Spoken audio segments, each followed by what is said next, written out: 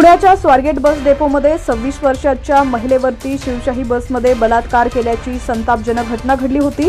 या प्रकरणातला आरोपी दत्तात्रय गाडे अजूनही फरार आहे। शिवशाही बसमध्ये महिलेवर अत्याचार करणाऱ्या या नराधमाची गुन्हेगारी कुंडली समोर आली आहे। लिफ्ट देऊन महिलांना लुबाडण्याचे उद्योग गाडे करायचा। त्याच्यावर शिरूरसह वेगवेगळ्या पोलीस ठाण्यात जबरी असे 6 गुन्हे दाखल आहेत। दत्तात्रय गाडे हा शिरूर तालुक्यातील गुनाट गावचा रहिवासी आहे। दत्तात्रय गाडे याच्यावर शिरूर, शिक्रापूर, अहिल्यानगर जिल्ह्यातील वेगवेगळ्या पोलीस ठाण्यात जबरी लुटीचे गुन्हे दाखल आहेत। एकट्या वयस्कर महिलांना 4 चाकीमध्ये लिफ्ट देऊन त्यांना लुबाडण्याचे उद्योग गाडे करत होता। शिरूर पोलिसांनी दिलेल्या माहितीनुसार गाडेवर 2020 मध्ये जबरी लूट, दरोड्याचा गुन्हा दाखल आहे। शिरूर तालुक्यातील शिक्रापूर इथं 2, अहिल्यानगर जिल्ह्यातील सुपा, कडेगाव आणि कोतवाली पोलीस ठाण्यात प्रत्येकी 1 असे 5 गुन्हे गाडेवरती दाखल आहेत।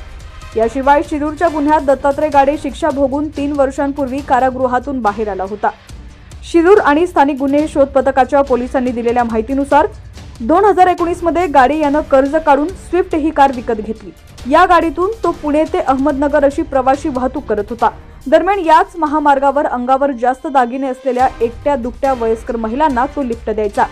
घरून जेवणाचा डबा घ्यायचा आहे असं त्यांना सांगायचा किंवा जवळच्या मार्गाने जाऊ असं सांगायचा। यानंतर महामार्गावर आडमार्गे निर्जनस्थळी नेऊन गाडे महिलांना चाकूचा धाक दाखवायचा आणि त्यांच्या अंगावरील दागिने काढून घेऊन पसार व्हायचा। दत्तात्रय गाडे याची कौटुंबिक परिस्थिती बेताची आहे। गावात त्याचे पक्क्या बांधकामातील पत्र्याचे छत असलेले घर आहे, तर वडिलोपार्जित 3 एकर शेती आहे। दत्तात्रय गाडेचे आई वडील शेतात काम करतात। त्याला एक भाऊ असून पत्नी आणि लहान मुलगा देखील आहे।